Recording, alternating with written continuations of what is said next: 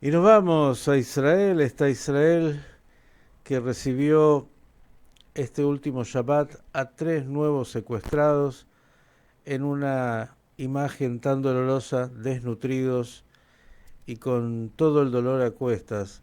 Vamos a ver qué nos cuenta de esto y más el profesor Natalio Steiner. Ayer también operaciones militares, la seguridad, la política y todo lo que pasa en esa región del mundo. Querido Natalio, ¿cómo estás? Buena semana.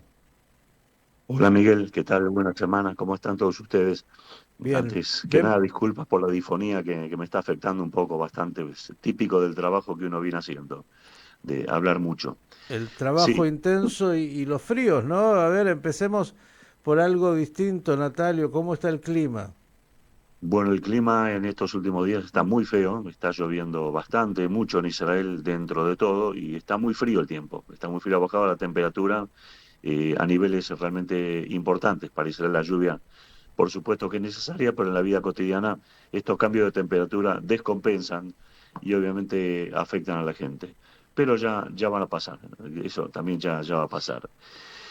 Naturalmente que las escenas que hemos visto el sábado por la noche, en mi caso después de Shabbat, encontrarnos con esas escenas macabras que no creíamos que en la tierra de Israel se podían llegar a ver. Me refiero a los 3 liberados que parecían liberados de un campo de exterminio y no de una situación de cautiverio, han golpeado, choquearon y choquean aún hoy a la sociedad israelí. Y quiero acá establecer la siguiente diferenciación. Si bien naturalmente la liberación de los rehenes anteriores, los rehenes previos, cada una de ellas estuvo acompañada de una emocionalidad, de alegría marcada con angustia. En esta también naturalmente apareció la alegría por la liberación de estas 3 personas, pero la sociedad en sí no puede hasta el día de hoy dejar de notar, de ver la mortificación existente en función acerca de qué tipo y qué crueldad de enemigo tiene a nuestros cautivos. Esto que hemos visto supera todo lo grotesco que se ha visto hasta ahora, no solamente en el espectáculo, entre comillas, artístico de la liberación, viendo a 2 de estos asesinos levantando los brazos con señales claramente nazis, sino también el hecho de que los testimonios posteriores dados por los rehenes, los cautivos, nos hablan de torturas de lo más salvajes que uno pueda realmente imaginar. Y este tipo de temas todavía continúa porque tanto ayer como hoy nos hemos enterado de otros 2 casos ya de que hay datos fehacientes de 2 cautivos con vida, uno de ellos en una situación extremadamente delicada, dado que está enceguecido o ciego temporalmente o ciego permanentemente, no lo sabemos, pero su familia está clamando por una rápida, pronta liberación lo antes posible, al igual que todos, pero buscar una prioridad para alguien que está enceguecido en la ceguera de los túneles. Imaginemos lo que esto puede ser, además de quizás estar encadenado, junto a otro también compañero que también se han dado datos reales de respecto de este tema. En Israel no se sale del asombro respecto de esto, el estado de desnutrición general, que afectó casi con la caída de un 30% de su masa corporal, generando posiblemente daños renales, pulmonares, neurológicos, que con el tiempo se verá si se restauran o no. Pero a eso hay que acompañarle el daño emocional de salir de estas jaulas y encontrarse con su familia destruidas o inexistentes. El grado de perversión, el grado de inmoralidad existente en el Hamas islámico es algo nunca visto. Yo creo que en algunas cosas superan a los nazis, si uno tuviera que hacer algún tipo de comparación macabra, realmente ese goce sádico que están teniendo con estas cuestiones. E Israel que se encuentra maniatado en si seguir una segunda etapa para la liberación de los cautivos o extender la primera etapa en las reglas del juego de la primera etapa. En todos hay coincidencia de que hay que sacarlo lo más rápidamente posible porque el sábado que viene veremos otro espectáculo aún más macabro que este, probablemente, ya que este es el tono que el Hamas islámico está dando a sus liberados.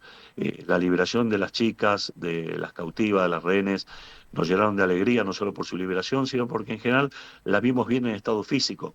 peinadas, presentadas, pero la liberación de estos 3 hombres en un estado ruinoso ha causado amplio dolor, repudio generalizado de toda la sociedad aquí en Israel, Miguel.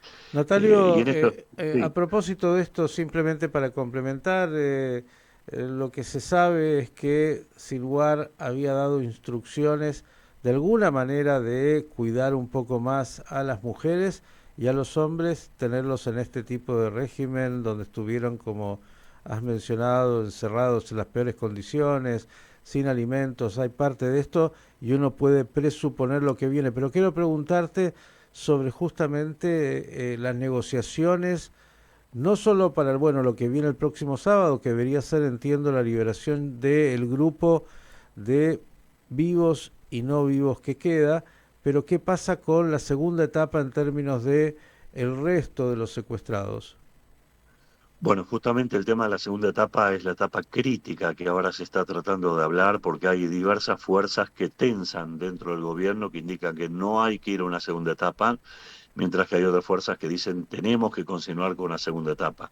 El problema central radica en el hecho que el costo que Israel va a pagar por una segunda etapa, el costo, me refiero en cosas que hay que entregar a cambio de la liberación de los rehenes, de los cautivos, es extremadamente grave. Me estoy refiriendo al corredor Filadelfia, el control de la frontera con Egipto, que tantas veces hemos hablado de su importancia, y también el retiro de Israel del perímetro de alrededor de la Franja de Gaza, donde volveríamos prácticamente a los límites del 6 de octubre, del 7 de octubre del 2023, como si nada hubiera pasado. Hay, por un lado, naturalmente, el deseo de sacar a los cautivos lo antes posible, pero por otro lado choca con esta necesidad de no resignarse a perder todo aquello que Israel ganó en una guerra y que ahora está perdiendo en el marco de unas treguas que se extienden y que realmente en este formato por lo menos complican mucho la cuestión, sobre todo teniendo en cuenta que el Hamas Islámico va a pedir en esta segunda etapa el cese del fuego total, declaración del fin de la guerra, bajo todo punto de vista, retirada total de Israel, e Israel por su lado va a pedir el desarme del Hamas en la Franja de Gaza y el exilio de sus principales líderes. Como vemos claramente, ya notamos una incompatibilidad profunda entre las exigencias de cada una de ambas partes y por tanto la mediación en este sentido va a ser muy difícil. Por eso aquí el temor que se ha instalado es que ni siquiera lleguemos a la segunda etapa y estas negociaciones fracasen ya aún en la primera, se detenga todo y pueda esperarse una operación militar de israelí de envergadura para poner fin a esta situación o para agravar. No sabemos cómo puede ser básicamente la cuestión, pero así están dadas las cosas, Miguel. Bien, Momento muy crítico para Israel y una situación de rehenes muy compleja en líneas generales. te llevo un minuto al norte porque también Sí. ahí hay movimientos militares. Ayer Israel que volvió a atacar lugares específicos, tanto en Líbano como, bueno, de alguna manera moviendo piezas en Siria. ¿Qué dirías de ese frente? Bueno, vamos en principio a Siria y después al Líbano, que hay una conexión directa, no cabe ninguna duda. En Siria Israel ya aclaró que se van a construir o ya se están construyendo 9 posiciones militares que por el momento, hasta nuevo aviso, van a ser inamovibles. Es decir, que los sirios van a tener que acostumbrarse a una presencia militar israelí forzada, impuesta en la zona, habida cuenta de que Israel no cree en este régimen disfrazado de, llamémoslo así, terroristas avenidos en nombres democráticos o con cierta legitimidad democrática. A su vez, hay una conexión con el Líbano, porque en estos momentos, y ya de hace varios días, hay choques militares entre fuerzas libanesas de Hezbollah, inclusive del ejército también, con rebeldes sirios, que como sabemos claramente representan otra línea ideológica dentro del Islam. Y en este contexto, Israel volvió a atacar un túnel de comunicación ya existente entre Siria y el Líbano, por el cual se continuaban pasando elementos para el Hezbollah, armamento para Hezbollah. Ese es un túnel de larga data construido por los iraníes, fue bombardeado por Israel hace meses, destruido parcialmente, reconstruido por Hezbollah y ahora de vuelta destruido por Israel. Es un trabajo intenso intenso, permanente, para evitar que llegue flujo de armas de contrabando por diversos lugares. Inclusive ahora se está estudiando con el presidente Trump cómo hacer para controlar el flujo aéreo del aeropuerto del Líbano, donde pueden llegar a través de distintos aviones, vuelos provenientes de Turquía, remesas de dinero para pagar a los terroristas del Hezbollah. Una buena noticia dentro de todo en el Líbano es el hecho de que el nuevo presidente está consolidando su poder y se ha logrado formar un gobierno en donde el Hezbollah tiene escasa presencia. Y esto no es poco, después de casi 15, 16 años en donde el Hezbollah era el patrón, y ahora, después de 3 años de crisis, se ha logrado nombrar un presidente que no es amigo de Israel, no tiene actitudes declamativas o proclamativas a favor de Israel, pero es seguro que no está a favor de una continuación del conflicto en su propio territorio y se aviene a resoluciones específicas. Faltan muy pocos días, el 18 de febrero, para que termine la extensión de la tregua en la frontera entre Israel y Siria. Teóricamente Israel debería terminar de evacuar las posiciones que tomó y entregárselas al ejército libanés, aunque aún tenemos dudas respecto a 3, 4 posiciones que dominan Metula y otras zonas muy sensibles en donde quedaría una pequeña presencia israelí para evitar ataques posibles de Hezbollah o de otras fuerzas hostiles desde el Líbano, Miguel. Natalio, no quiero abusar de esa garganta afectada, pero un minutito aunque sea. Sí. Netanyahu, que ha vuelto de su viaje por Washington, fortalecido por el respaldo sin duda del presidente Trump y bueno, todas las novedades que Trump le ha planteado respecto del futuro de Gaza y bueno, la postura tan cercana con Israel. Pero esto tiene más que ver con el Netanyahu en el mundo. ¿Qué pasa con Netanyahu dentro de Israel? Porque se ven situaciones hoy nuevamente en los tribunales. Por otro lado, hay protestas por la famosa comisión investigadora que no se conforma respecto del 7 de octubre. ¿Cómo ves el fuego interno? Bueno, en primer lugar decirte que Netanyahu desde el punto de vista después de su visita con Trump y todo el tema de los acuerdos, o de las posibilidades de planes de Trump, que mañana podremos desarrollar un poco más, cómo han caído acá en Israel, cómo son vistas, si son factibles o no son factibles, te diría que en general Netanyahu volvió fortalecido, pero volvió a encontrarse con escenarios de crisis muy profundos. No solamente el tema que tiene que volver a los tribunales a declarar, como ya lo estaba haciendo hace bastante tiempo por las 3 causas que ostensiblemente están detrás, sino que también el tema de la conformación de su coalición. Recordemos que hoy está con una coalición de mínima de 62 escaños y que el ministro de Finanzas, Smotrich, del Partido Sionista Religioso, amaga ir para un lado o ir para el otro. Es decir, por un lado se siente satisfecho por lo que Trump ha propuesto, pero por otro lado entiende que no continuar la guerra ahora e ir a una segunda fase de acuerdos con el Hamas Islámico es un error que Israel va a pagar en forma grave y no está de acuerdo en hacerlo, aunque tenga que pagar un precio político muy elevado. Sin ese aporte, sin ese soporte, el gobierno de Netanyahu podría caer. Pero por otro lado, Smotrich no creo que sea lo suficientemente terco como para mantenerse en esa posición, porque habría que llamar a nuevas elecciones y difícilmente el partido de él pudiera pasar lo que llaman en hebreo la Jusa Hasimá, que sería el mínimo elemental para poder tener algunas bancas en la Knesset. Pero lo que sí ha desatado ayer de vuelta una polémica interminable